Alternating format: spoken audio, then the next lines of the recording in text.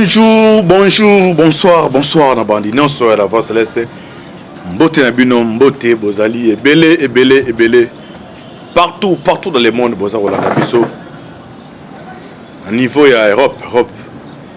Si ou si on banja, autose a toujours clip ya état de droit déjà audio bimi les clips. Si ou si on banja, vous en a Asie, Océanie, en Afrique, sans oublier en République démocratique du Congo. Les lignes de Konabino, Moïse Maoka Antibani Miso Bolingaka. Tout le bateau, automesana pour ça, le décryptage. Il y a ba actualité politique. Merci Mingandeko. John Maboke Bende. Pour ça ici ma caméra. Deko Alvi Berlesir na équipe ma la voix céleste. Cécile Mboko la fiti moi de Masiara. Ba maquillère Magali Zaranan.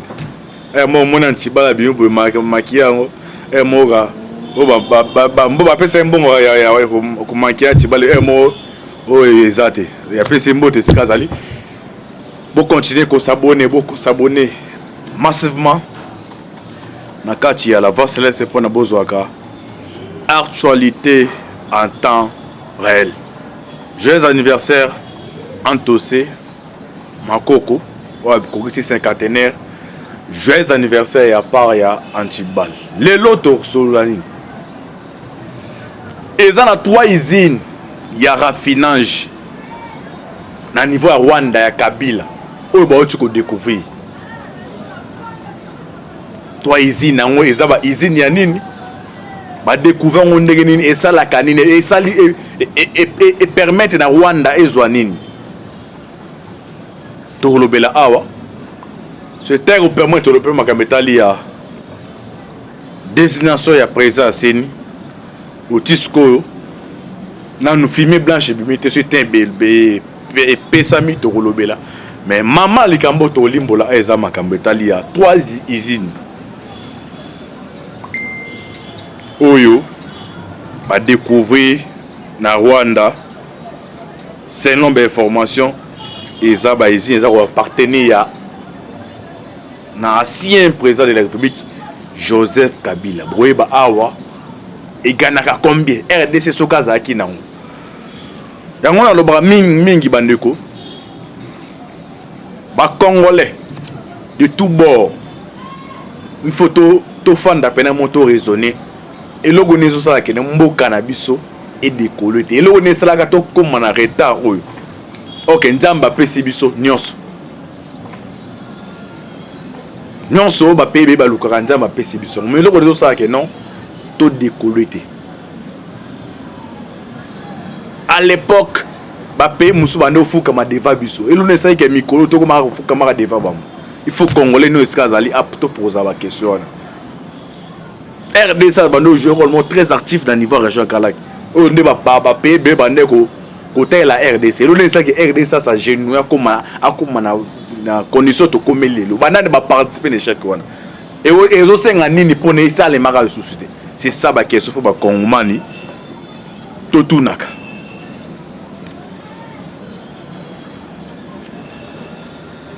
Rwanda ba découvrir usine ya or ya été na coltan na kati ya Rwanda 3 usines.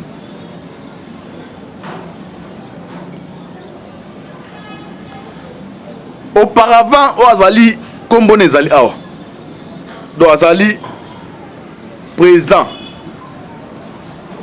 Il y a société, il y a société minière. Dans le niveau région, quand il y a tapé cette révélation. Bon, que non, ici, nous ils ont appartenu au Royaume-Uni, la Grande-Bretagne. Mais la grande surprise, va découvrir 3 usines où ils ont appartenu à et ça, usine à Kabila. Mais au tir, le monde a Kombo n'a voté. Or, elle était na coltan. Est-ce que Rwanda a or? Est-ce que Rwanda a été? Est-ce que Rwanda a la coltan? Il faut aussi poser ma question.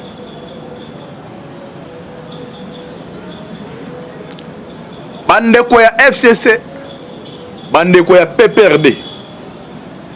Pota o bazokisa ba Congolais pendant plus de 18 ans.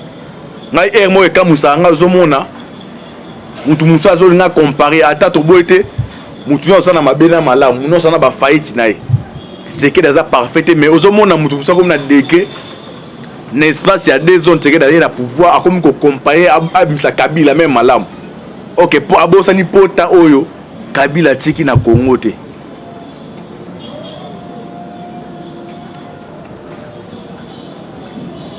Alors ici na or ici na éteint na ya coltan première usine ya or et engagé plus de 2300 Rwandais. Ouais, or 2300 Rwandais. Baza na kati ya usine wana or 2300 Rwandais. Ou ba travailler na usine wana.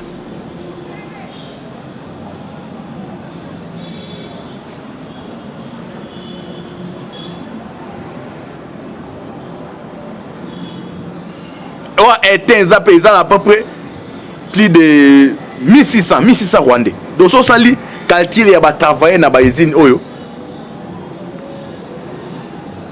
Depuis si ba Rwandais misala. Mais ba usine on va créer ba matière oyo bazo ya permettre ba umba futa miza à niveau ya Congo. Et puis ce qui est grave ba 3 usines na ngozo ko partenaire ya Kabila.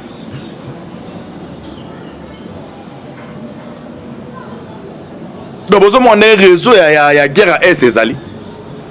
Yango zo mona sko bango Rwanda beke non à travers ba guerre ezali ko se passer na niveau ya Rwanda. Pardon na est. E ba pied or na biso ba ozwa éteint na biso ba ozwa coltan na biso. Eza ko permettre ekotisa mbongo na niveau ya Rwanda. Parce que ndo mona ba éteint yake te na mupepe. Ba avion yake zu yango e o kita na ba aéroport na bango ba mbongo to ba futa ezo kotisa mbongo. Alors ils ont raison. Et le Rwanda soit ça la scale na Uganda soit na Afrique du Sud. Alors raison nyonso wana ba olingaka te guerre ici. Mais alors 3 usines oyo ils ont appartenir na Kabila.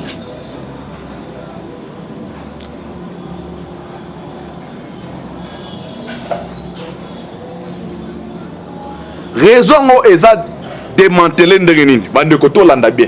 Et monsieur za lingala to limbo to tanga na poto Tolimbo na lingala pona mutu nyonso à comprendre.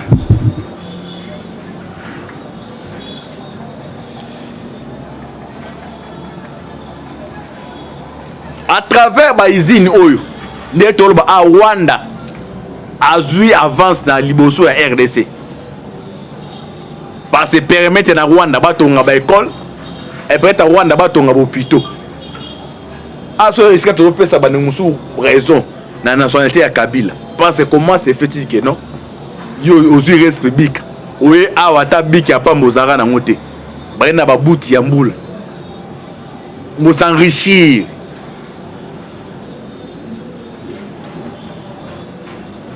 ba to ba permettre bino bo s'enrichir bo comme so ba brouette yango loko interpeller pe ba congolais yo so tala ngoza libanda mboko za kati ya mboka totika kindoki tota d'abord Congo na distraction de esika ba nemba beta la carte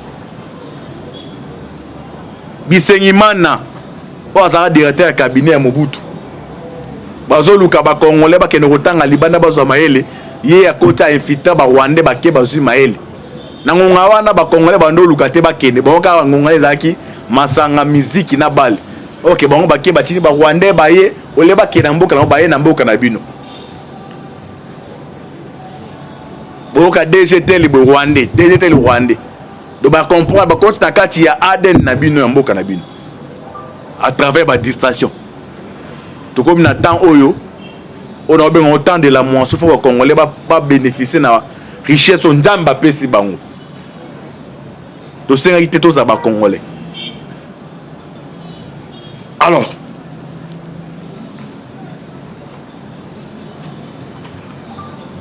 journal wana lobi boy comme monsieur Zalinga la babi la course effrénée de Paul Kagame pour les raffinages de minerais stratégiques.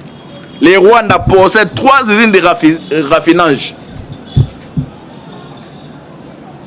qui appartiennent à Kabila. Donc or, éteint et coltan.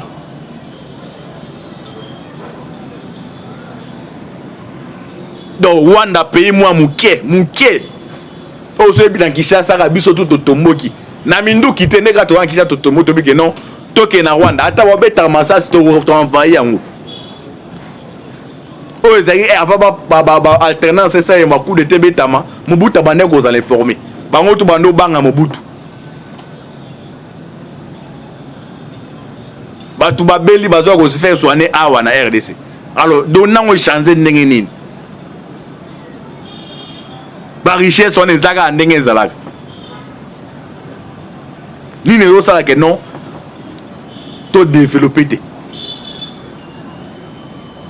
invitation esalema ki oyo bayere oyo tokometa ki oyo mikolo eza koya tokosala nini mpo eyaka lisusu te bandeko bolanda article te c'est grave donc un avantage net sur ses voisins la RDC et l'Ouganda toi izini ya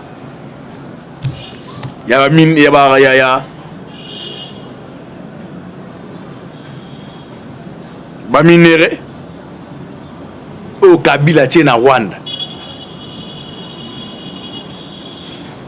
au moins na Congo na été ni ya famille beza bato déjà ba ça de système ya ba terroriste ba ça ba code c'est comme on ngeza Moïse Maoka so na beta code donc na Congo musuzi nge salemaka alors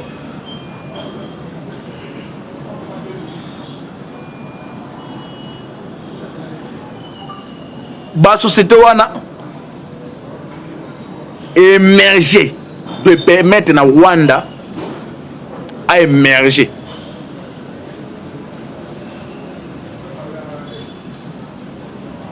donc mutabando du mboka trois sociétés na Rwanda ezoyaka ezu ekei eza ko émerger na ba Rwanda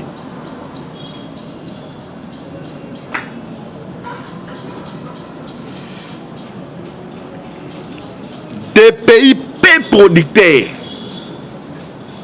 des minéraux stratégiques se lancent dans la course au raffinage. La Suisse n'extrait pas l'or qu'elle raffine. Les raffineries suisses traitent environ 2500 tonnes d'or par an, d'une valeur de 120 milliards de dollars au prix actuel. Pambongo nyonso oyo, c'est bano kota na Congo.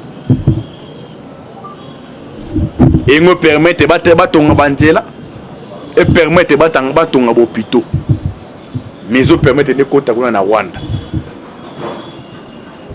tonne mo ya or ils a combien oh biso uzana or ao tozana coltan ao mais zo bima et que na mboka mususu mboka anda zo bénéficier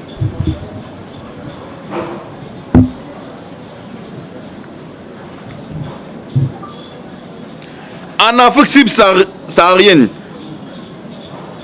il n'y avait qu'une poignée de raffineries jusqu'à 26 sont désormais en exploitation ou en construction dans 14 pays, y compris dans des États qui extraient peu de minéraux. La seule façon d'arrêter la contrebande est d'avoir plusieurs raffineries en Afrique, avait déclaré Franck Mungeni, chef de l'unité des minéraux de l'Union africaine.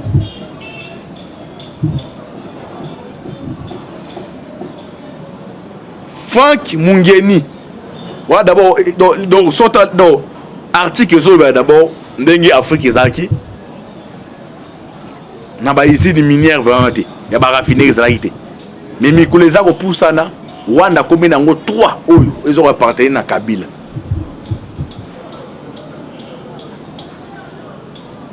Maintenant, nous les Congolais, nous sommes toujours distraits.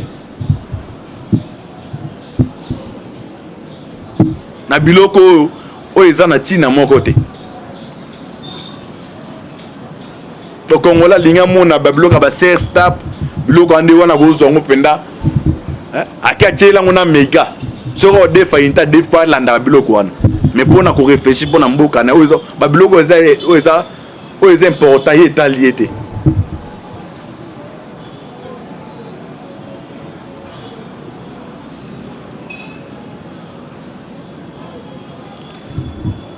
Franck Mungeni d'abord expliquer une raffinerie est une installation industrielle ou artisanale destinée à transformer ou à purifier divers produits dont les matières précieuses.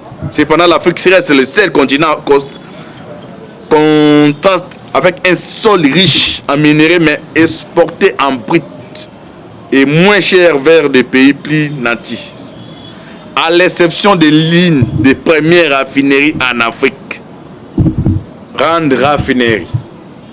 En Afrique du Sud, elle est sans doute la raffinerie d'or la plus célèbre au monde, étant donné que depuis son ouverture en 1926, elle a raffiné plus de 50 000 tonnes d'or, soit un peu plus de 25% de tout l'or jamais extrait. On appelle ça historique à Makametali or. Rwanda, azana usine ya coltan. Rwanda azana usine ya or. Ba usine zo raffiné, za do boisi coltan awe ke kune teton na Rwanda. Rwanda zo akateki. Mbunge ye Rwanda comme kanisela RDC. Wala ba usine wa mbato wa place on za régime otolekana or.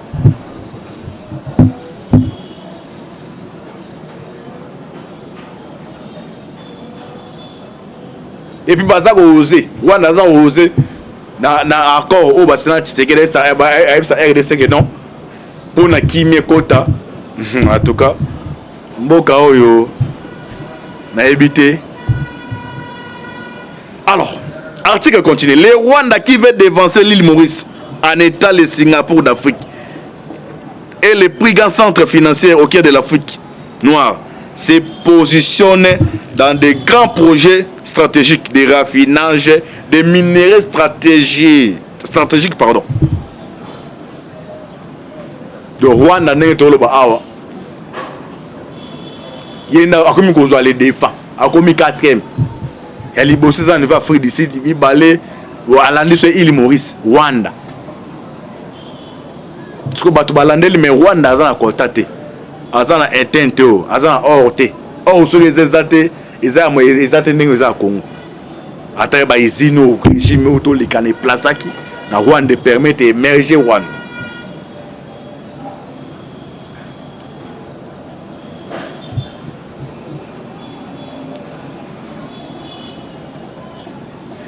Donc ce qui bazui ba minéré ba ke ba traiter ngo ba teki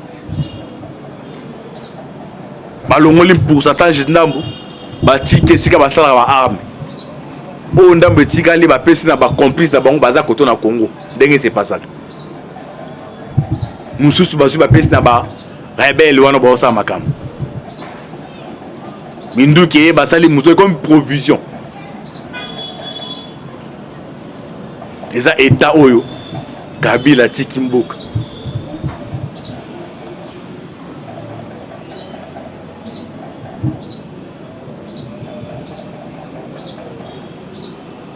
Le tiré gabana osenga ba Congolais nyongo ya mboka. Ene zanda ko futela ndako nde ba Congolais tiré toko ba ntango na tango Kabila za la bongo.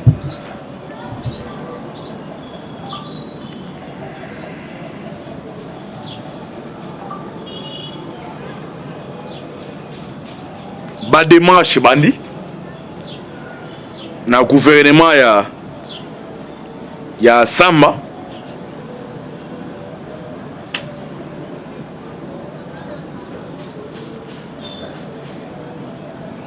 to éviter est-ce que ba isino l'état congolais na l'état rwandais ba ko négocier ba récupérer pas ça ba do bazi ba bilo mo o détruire mboka na biso. Ils ont détruit. Est-ce que na kati ya ko wana Tshisekedi ameka ko négocier pour na ko récupérer ba ici nous. Président Mbo eza l'état congolais mutu. Mbongo l'état mutebimi. Mais kuna nde kombo ya Kabila ezali. Bayamba ki conseiller moko ya Tshisekedi.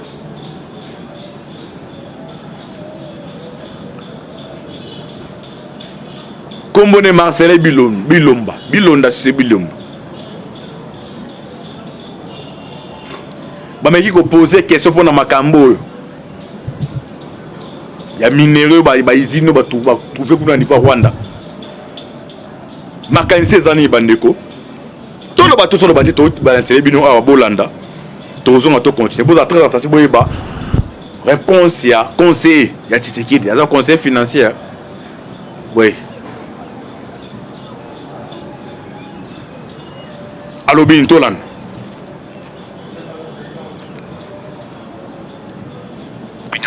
le Rwanda ne produit pas de coltan, pourquoi est-ce qu'on le fait avec eux?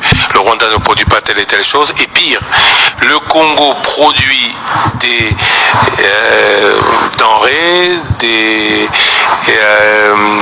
des choses listées dans cet accord qu'il pourrait lui-même organiser sur son territoire. Pourquoi cet accord? Pour faire comme ce que demandait le président français Sarkozy quand il s'est adressé devant le Parlement réuni en congrès, partager les richesses du Congo? Je vais être honnête avec vous. Je vais vraiment être honnête avec vous. Je n'étais pas associé au projet Rwanda. Je n'aurais pas grand-chose à dire. Mais par contre, ça ne me gêne pas parce que le Rwanda, c'est un voisin naturel. Et ils vont demeurer toujours le voisin naturel. Alors, un voisin naturel qui n'a pas les coltons. Un voisin naturel qui n'a pas l'or. Mais un voisin qui a une organisation. Pourquoi ne pas ouvrir le marché pour transacter avec ses voisins? Parce que beaucoup de nos compatriotes transactent avec les Rwandais, qui est le pays voisin. Pourquoi ne pas plutôt organiser ces exploitations chez nous? La guerre qu'on nous a imposée depuis de nombreuses années serait... La Katia nous a continué par des beaux Hollandais au Marseille Bilumba. À lobby, bango ba moni Rwanda a organisé. Pour n'en trop traité na Rwanda. Ah, journaliste a tout nié Christelle Sakwede. Et pourquoi pas ils appellent la Katia Mboka na biso moko? Donc ça déjà le moins qui planifié. Bande ko bolanda bien na bandelia. Ils vont demeurer toujours le voisin naturel. Alors, un voisin naturel qui n'a pas les coltons, un voisin naturel qui n'a pas l'or, mais un voisin qui a une organisation. Pourquoi ne pas ouvrir le marché pour transacter avec ses voisins? Parce que beaucoup de nos compatriotes transactent avec les Rwandais, qui est le pays voisin. Pourquoi ne pas plutôt organiser ces exploitations chez nous? La guerre qu'on nous a imposée depuis de nombreuses années serait la guerre de l'exploitation commune par certains pays des richesses du Congo. Ceux qui nous faisaient la guerre hier ont donc gagné aujourd'hui le droit d'exploiter comme nous les richesses congolaises. Je disais qu'en toute honnêteté, je n'étais pas impliqué dans le projet, mais j'essaie de comprendre. Il y a des pesanteurs sur le plan politique qui valent plus que la conception sur le plan économique. Ça peut se comprendre s'il faut le calme, éradiquer, je dirais, le conflit, l'insécurité dans l'Est, pour que les Rwandais étant proches de chez nous, plutôt que je suis en train de réfléchir à haute voix, d'exploiter certaines de nos ressources, mais ça ne dit pas qu'on les donne au Rwanda, c'est un partenariat. On aura peut-être à avoir un avantage comparatif, peut-être parce qu'il y a l'énergie facilement au Rwanda. Bolandi Bandeko, azali conseil financier à Fati, Marcel Bilondo. Doye pour nae, Rwanda za partenaire za sérieux, ou RDC a coopéré nae pour na exploitation ya or interne coltan. Siko yende ngazawa, ye mutu eza bo atangi ne kasa za maele.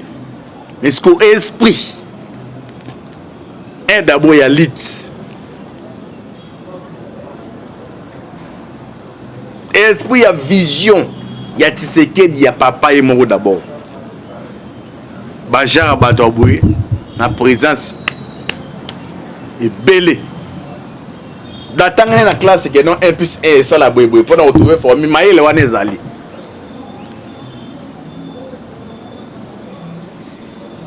Même na balle botal ramatit. Pourquoi ça rajoute tout un joueur ça transfert une équipe telle. Un bon joueur mais à combien wana comme ba mensani pendana ya baninga te. Bazo e simba malamu te. Mais so talié un bon joueur. ndenge esprit ya eloko ezalaka.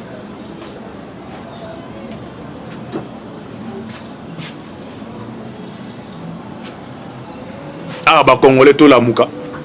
Eza mwa mawa. Moni de état au Kabila tikimboka ou atika kimboka. Ba force ne yango, ne na biso made for. Da mutaza eloko boy aza puissant. Parce na ba wana ba été ba côté skande ba multinationaux ba yaka yangwana. Ba frapper, ba anti-valet ba yaka wana. Ba yaka ba baza biloka mabe. Baza ba te, baza ba arme tout. Ba otala nana muko na ngoye. Il n'y a pas d'arrêt politique. Dans ces cas-là, nous avons besoin de. Et c'est qu'influence à Kabila, nous avons besoin de côté de minier. Il y a une région qui est belle. Alors, côté, c'est que dans la stratégie, par conseiller, stratégie à Malam. Encore arracher Kabila, force soit tika na. Nous avons trois forces, force politique, force militaire, force italienne à minier. Ba réseau belé zaza awa yango zo mona ti biloko tom neni so se kita te poani et égal en sota les aïe vrai aussi ba do ye ba simbi vie quotidienne ba congolais li pana pe mata pe ki te za ba zo contrôler les habitudes parce que si c'est fois ba wayo ya ba conseil ba za na vision moko na yango aza na ba difficulté. Beaucoup risquent en 2023, bien Mikolo, il n'y a pas de l'urbanisme qui a été conseillé. Pour belé, il y a distraction.